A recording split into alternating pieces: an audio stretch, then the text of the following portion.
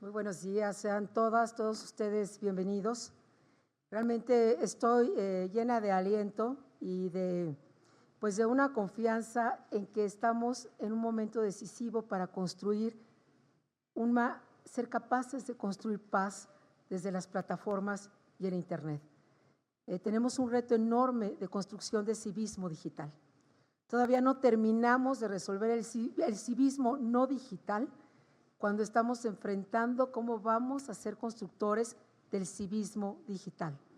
Quiero agradecer y reconocer a mi muy querido amigo, el senador Jorge Carlos Ramírez Marín. Gracias, querido senador, no solamente por esta convocatoria tan decisiva, sino por este pacto nacional que nos compromete y que nos lleva a trabajar conjuntamente en el cómo sí y en la solución y estar del lado justamente de la felicidad y los derechos de niñas, niños y adolescentes. A este destacado presidium, esta asociación que encabeza este esfuerzo tan determinante, y a cada una y cada uno de ustedes. Permítanme solamente expresar y visibilizar algunas de las realidades que hoy viven niñas, niños y adolescentes en el mundo de las redes sociales. Hace poco leía un muy interesante artículo en el periódico El País que un gran sociólogo señalaba lo siguiente: cuando fuimos niños, nuestros padres nos llevaban a la calle, nos enseñaban a cruzar, nos enseñaban la señal roja, amarilla y verde del semáforo, nos decían que no podíamos hablar con extraños, nos enseñaban cómo pedir ayuda, nos decían dónde vivían tal vez nuestra abuelita, un familiar cercano, dónde estaba la escuela, dónde vivía un amigo al que le podíamos pedir ayuda. Y aún así, con esta enseñanza, no de una vez, sino de muchas veces, tardaron años en soltarnos y dejarnos ir solos a las calles. Y aún con ello, en un país como el nuestro, hay niñas y niños que ni siquiera han tenido esa libertad de ir solos a las calles, no obstante tener padres que les han enseñado las reglas básicas para transitar. Y este mismo especialista decía, y sin embargo, millones de niñas, niños y adolescentes hoy transitan las redes sociales y nadie les hemos enseñado dónde está el semáforo, a no hablar con extraños, cómo pedir ayuda, cómo sobrevivir en el mundo de las redes sociales. Y tal vez vale la pena una reflexión que parece obvia, pero que me parece indispensable.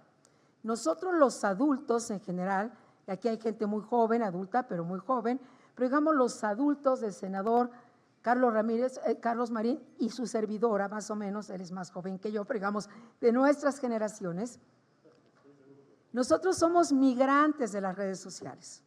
Nosotros pasamos del fax, que hoy parece de museo y lo es, del CD. Yo todavía en la casa de mis padres escuchaban aquellos discos negros que hoy sirven de colección y están en el Museo de las Antigüedades. Yo estudié computación en la vocacional Juan de Dios Batis del Politécnico, aprendí a programar en COBOL y en Fortran y lo hice en tarjetas perforadas. Llevaba mis tarjetas perforadas a la central de computación, que era una enorme habitación como de este tamaño aproximadamente, y hasta que corrían mis tarjetas perforadas yo podía saber si había programado bien o no lo había hecho bien en COBOL y en Fortran. Y hay de aquel que por hacer la broma pusiera el pie y se cayeran las tarjetas perforadas, porque entonces era la mayor tragedia para alguno de los que estudiábamos computación. No es que yo tenga tantos años, sino que es que la tecnología ha avanzado a una velocidad extraordinaria.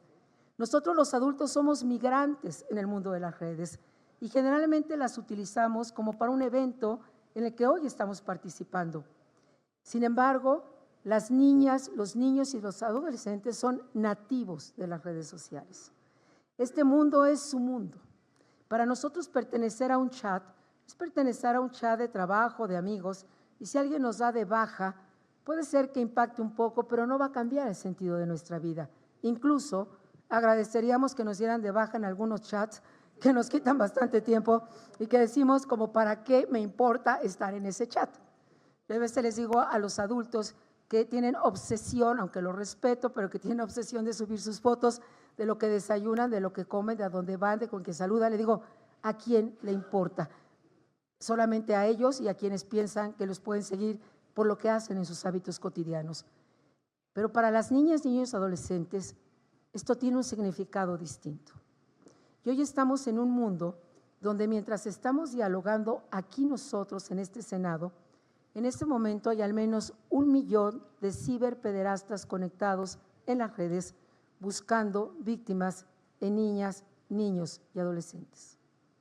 Mucho más grave en un país como el nuestro, que ocupamos el segundo lugar de turismo sexual infantil del planeta y que hoy las redes están siendo un instrumento para seguir siendo el segundo lugar de turismo sexual infantil del mundo.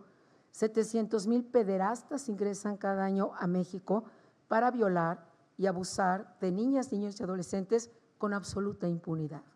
México hoy somos el reino de los pederastas, somos el paraíso de los pederastas. En los aeropuertos, en las centrales de autobuses, en los centros turísticos y en muchos otros municipios, aunque no tienen playas, no son tan reconocidos como centros turísticos. Ocupamos uno de los 3 primeros lugares en turismo sexual de bebés del planeta. Estoy hablando de bebés de 0 meses, de 1 mes, a 1 año, 2 años de edad. Tal vez estamos entre el primero y segundo lugar de turismo sexual de bebés del planeta y somos el primer lugar del mundo que produce contenidos de pornografía infantil. ¿Es culpable el Internet? No. Por eso estamos aquí, porque nosotros los adultos no entendemos ni sabemos qué está pasando en ese mundo en el que nosotros no nacimos, pero en el que hoy viven las niñas, los niños y los adolescentes. Hace poco hablaba con uno de los ministros de la Corte, pero esto lo he hablado con muchos adultos, no importa la edad que tenemos, no importa si somos abuelas o abuelos o padres de familia o si estamos en el Senado, simplemente en nuestras casas, y hoy que nos acompaña el canal de Congreso y a quien le agradezco enormemente, le preguntaba yo a este ministro de la Corte: ministro, le voy a mencionar algunos delitos o ciberdelitos y quisiera que usted me ayudara o me dijese si ustedes en la Corte están trabajando en ello. Le dije: usted sabe qué es el frapping, qué es el grooming, qué es el sexting, qué es el luring, qué son los challenge, qué es el catfish, qué es el parenting. Y me dijo: no tengo la menor idea.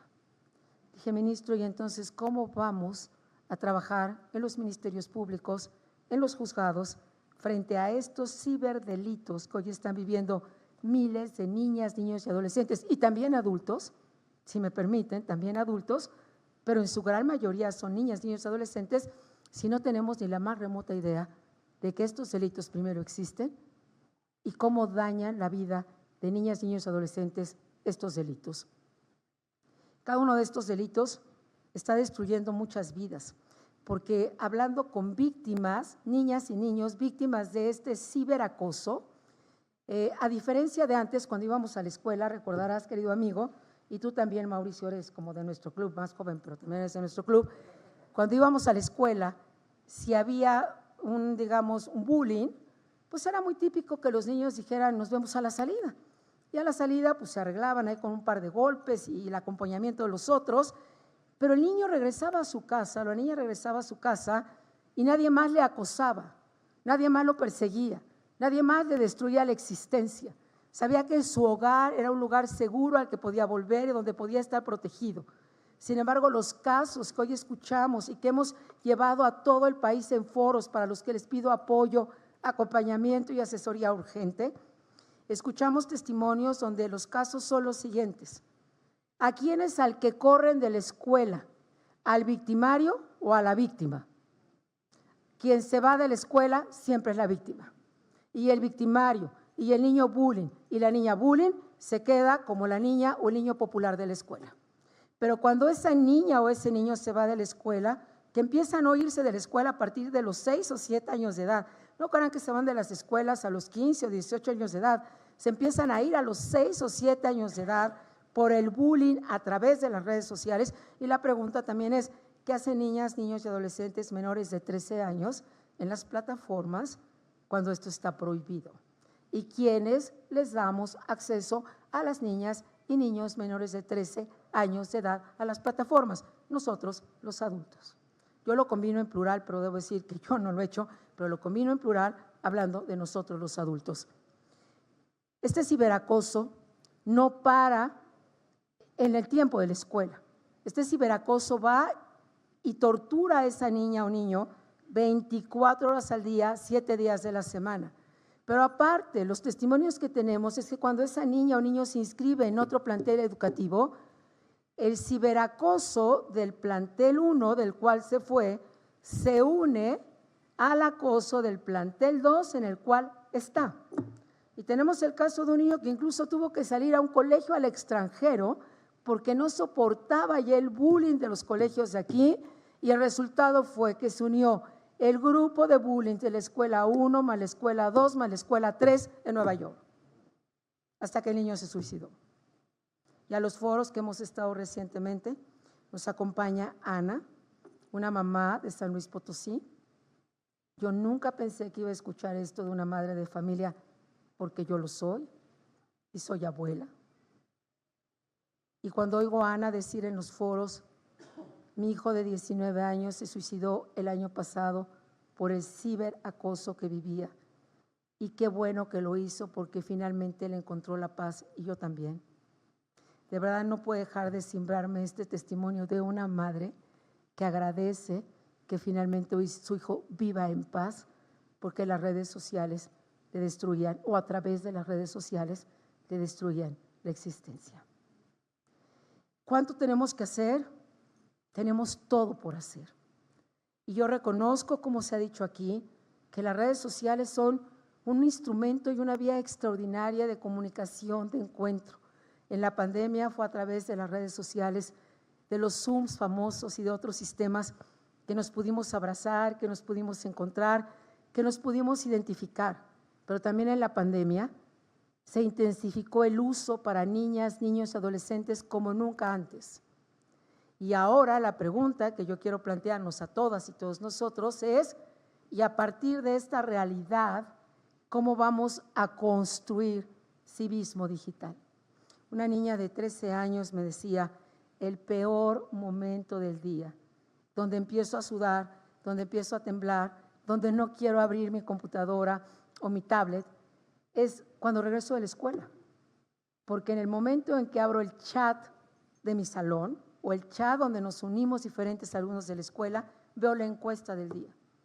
Y la encuesta del día siempre es muy amenazante, porque la encuesta del día es quién es la niña más fea, la niña más gorda, la niña que tiene más niños, o el niño más aburrido, o el niño, y estoy hablando con términos bastante, digamos, educados, a cómo es el lenguaje con que se hacen estas encuestas que trituran y destrozan la vida de las niñas, niños y adolescentes. Yo decía cuando inicié mi intervención, tengo tanto que decir, pero tengo tan poco tiempo para hacerlo que ya voy a ir cerrando esta intervención.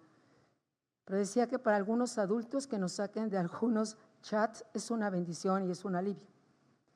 Para un niño o una niña, que lo saquen del chat de sus compañeros de clase, que lo saquen del chat de los amigos que viven en sus redes, puede significar una tragedia. Pero aún peor, si hoy reconocemos que afuera de muchas escuelas, como dice la Fundación Paz, no se intercambian estampitas del Mundial.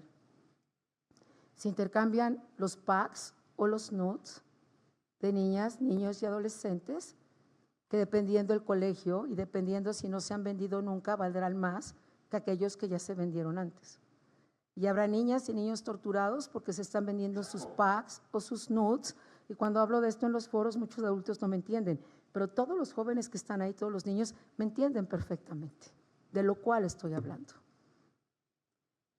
Y hay niñas y niños agobiados porque sus packs y sus nudes se venden, pero hay otros que están agobiados porque sus packs y sus nudes valen menos que las de otras niñas y niños. Y ahí en gran medida está puesta su autoestima. Y la pregunta es, ¿y cómo llegamos hasta aquí?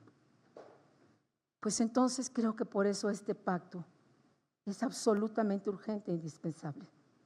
Porque cada vez que se destruye la vida de una niña o un niño, estamos destruyendo una parte de nosotros. Y aquí quiero decir, por ejemplo, he aprendido muchas cosas en estos foros. Aparte, si me permiten, les extiendo la invitación a todas y ustedes para que nos acompañen a los foros. Las niñas y los niños no tienen partidos. Las niñas y los niños tienen derecho. Esto no es un tema de partidos. y debo reconocer en este Senado a todos los grupos parlamentarios que todos los dictámenes de nuestra comisión se han aprobado siempre por unanimidad. Creo que solamente en uno tuvimos un voto de abstención, pero jamás hemos tenido un voto en contra y siempre hemos tenido respaldo unánime de todos los grupos parlamentarios. Me urge que nos acompañen en los foros.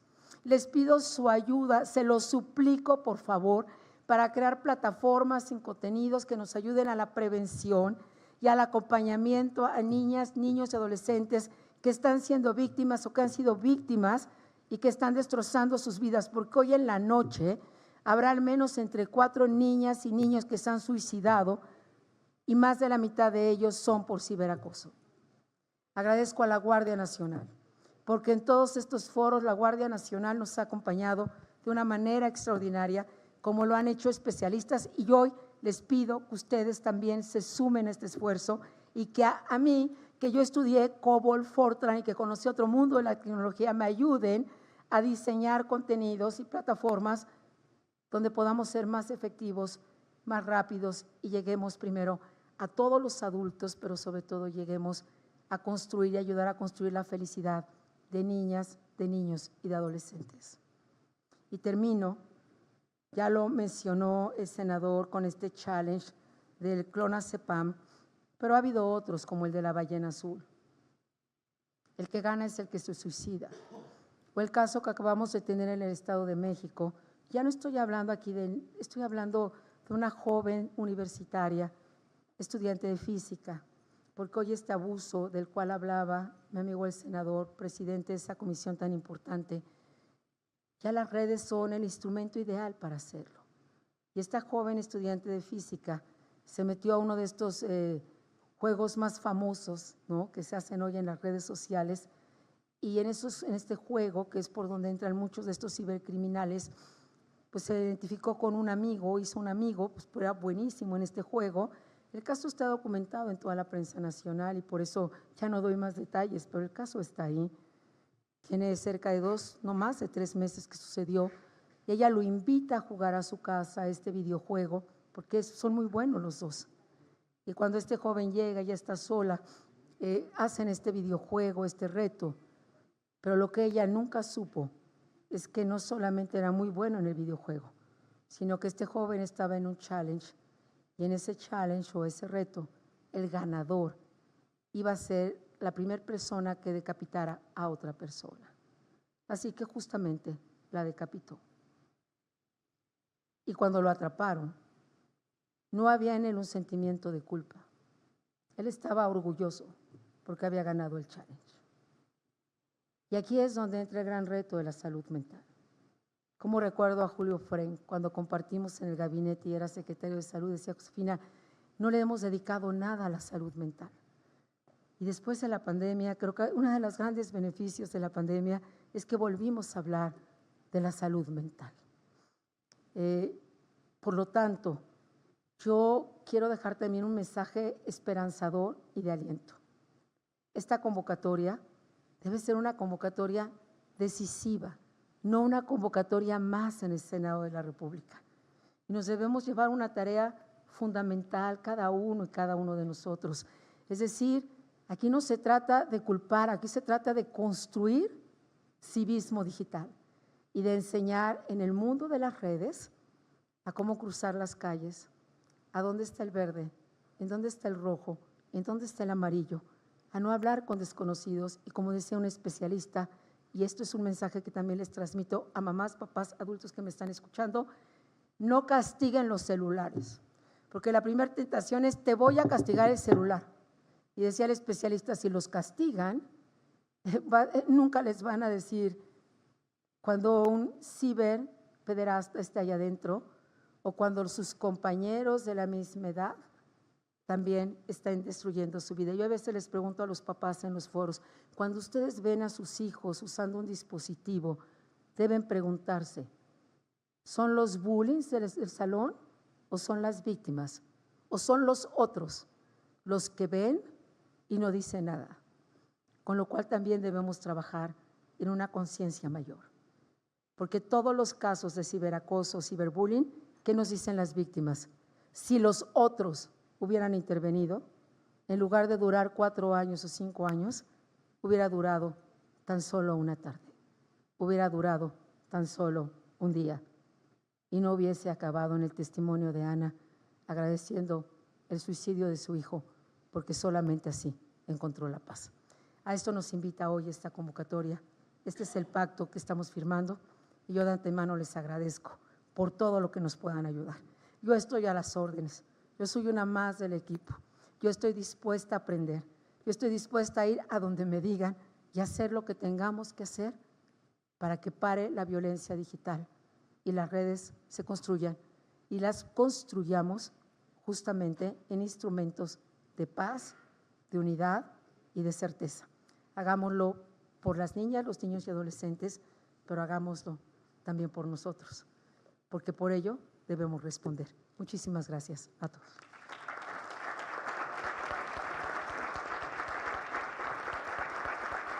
Agradecemos las valiosas palabras que sin duda nos invitan a la reflexión de la senadora Josefina Vázquez.